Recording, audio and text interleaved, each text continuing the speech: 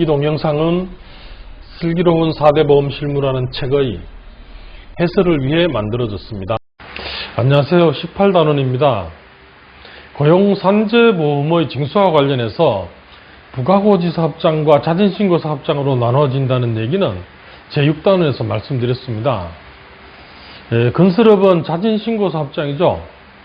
이번 단원에서는 자진신고사업장에 대해 보험료를 부가 징수하는 방법에 대해서 말씀드리겠습니다. 건설업의 특성상 관리기관에서 일괄하여 보험료를 부과하고 정해진 날에 보험료를 납부하는 것이 어렵습니다. 이처럼 부가고지 방식을 적용할 수 없는 이유로 인해 오래전 보험료 징수 방법인 자진신고 방식을 그대로 유지하고 있습니다. 회사의 보험료 추정액 또는 예정치, 즉 계산보험료를 신고받아서 분기별로 나누어 보험료를 납부하도록 한 뒤에 다음해 3월 31일까지 확정된 보험료를 징수하는 방식으로 운영하게 됩니다. 회사에서는 매월 보험료를 납부하지 않는 점에서 부가고지 사업장과 다릅니다. 또한 일용근로자의 경우 별도의 취득 상실 신고를 하지 않는 등 특징도 있습니다. 확정보험료 관련된 내용 말씀드리겠습니다. 계산보험료는 추정을 해서 내는 보험료입니다.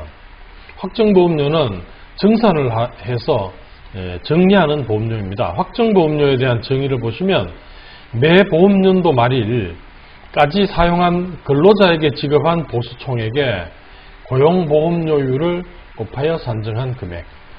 정산을 하는 것은 보수총액 신고와 유사합니다. 다만 계산보험료와 확정보험료 그 시기, 내용이 약간만 다른 것입니다. 법률 규정 살펴보겠습니다. 계산보험료란 사업주는 보험연도마다 1년 동안에 사용할 근로자에게 지급할 보수총액 추정액의 고용보험료율과 산재보험료율을 곱한 금액을 산정한 것, 이것을 계산보험료라고 하고요. 이 보험료, 그 보험연도의 3월 31일까지 신고하고 납부하여야 합니다. 노무 비율에 의한 산정 가능합니다. 지난 단원에 노무 비율에 대해서 말씀드렸지만 계산보험료를 신고할 때도 노무 비율에 의한 것이 적용이 됩니다. 고용노동부 장관이 고시하는 노무 비율에 의하여 보수를 추정하는 거죠. 총 공사금액 곱하기 노무 비율입니다. 위 법 16조 2항에 따른 사업주란 건설업을 얘기하는 겁니다. 물론 불목업 같이 포함되는 거죠. 그래서 계산보험료, 확정보험료는 건설업과 불목업에 해당이 된다. 법 규정이 그렇게 되어 있습니다.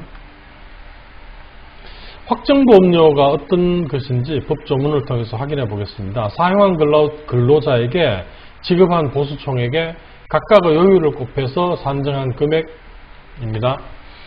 다음 연도 3월 31일까지 공단에 신고합니다. 다만 사업주가 국가지자체인 경우에는 그 보험연도 말일까지 신고할 수 있습니다.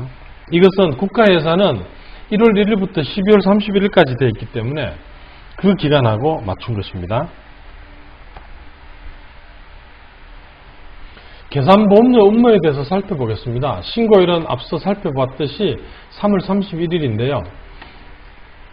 보험연도 중에 보험관계가 성립을 한 경우에는 그 보험관계 성립일로부터 70일 내에 신고하시면 됩니다. 건설공사 등 기간이 정해져 있는 사업으로서 70일 내에 종료되는 사업이 있으면 그 사업의 종료일에 신고를 하시면 됩니다. 다만 보험연도의 계산보험료 신고 납부기한이 확정보험료 신고 납부기한보다 늦은 경우가 있을 수 있거든요. 이 70일 규정 때문에. 그래서 보시면 공사기간이 60일인 사업장은 신고 납부기한이 원칙은 시작한 날로부터 70일인데 70일의 신고 납부기한보다 확정보험료 납부기한이 이제 앞선 경우가 있을 수 있는 거죠. 그러면 이때는 4월 29일, 즉 다시 말해서 공사기간 말일까지 계산 및 확정보험료를 동시에 다 정리를 하시면 됩니다. 소규모 건설공사 관련된 내용 앞에서 본 원칙에 따라서 계산을 한번 해볼 것 같으면 100일 공사를 하는 경우에요. 공사 착공 후에 70일 내에 신고하면 되니까 이때는 70일 내에 신고하시면 됩니다. 100일 후에 공사가 완료되면 완료된 날로부터 30일 내에 정산하시면 됩니다. 이거는 이제 규정에 있는 그대로고요. 만약에 30일 공사다 이렇게 되면 공사 착공 후에 30일 내에 신고하고 60일 내에 정산하시면 됩니다.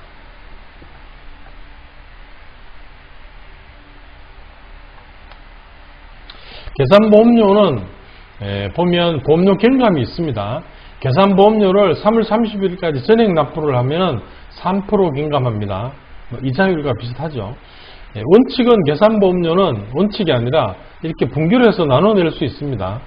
그래서 1기 계산보험료는 1월 1일에서 3월 31일, 2기는 이렇게 3기, 4기에서 분기별로 해서 한 번씩 내면 됩니다. 부가고지 사업장은 한 달에 한 번씩 내는 반면에 자진신고 사업장은 분기에 한 번씩 내게 됩니다.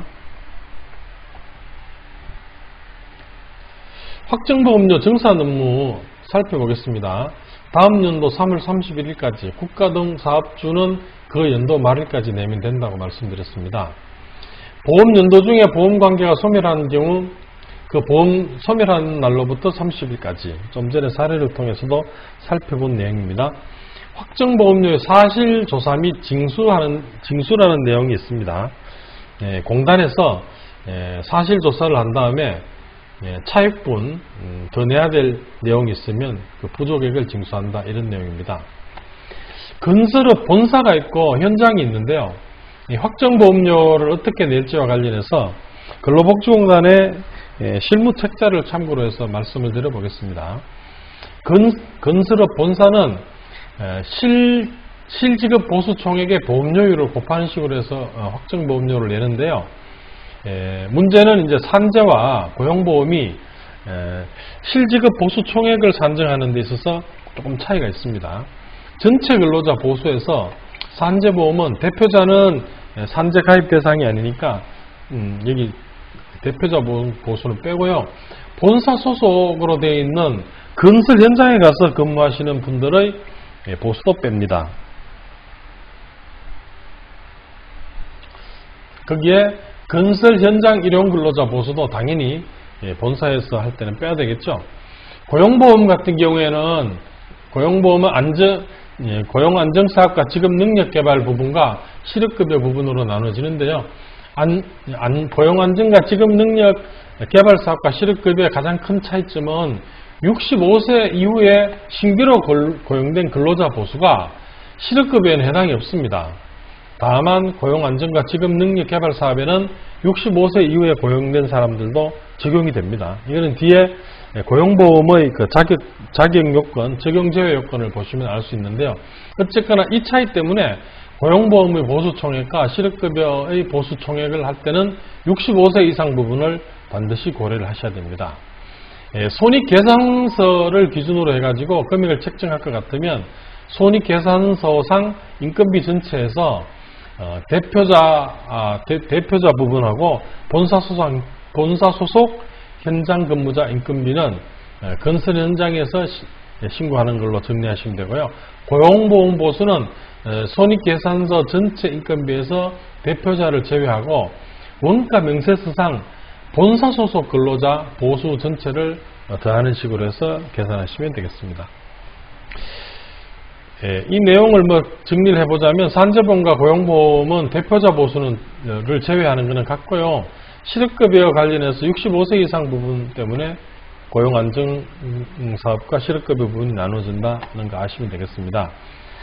건설업 현장에서는 건설 공사도 실제 지급된 보수총액의 보험료를 곱하여 산정하면 원칙인데 보수총액을 결정하기 곤란한 외주공사비 등의 경우에는 하도급 노무 비율을 사용합니다. 이것은 이제 지난 단원에서도 잠깐 살펴보았지만 확정보험료라고 하는 것은 직영 근로자에게 지급된 보수, 그러니까 직접 고용하고 있는 원청 소속 근로자에게 지급한 보수에다가 하도급과 관련해서는 외주공사비나 하도급 노무 비율 곱하기를 더해서 여기에다가 보험료율을 곱하는 방식으로 진행을 하면 되겠습니다. 네, 이상으로 제18단원 설명 마치도록 하겠습니다. 감사합니다.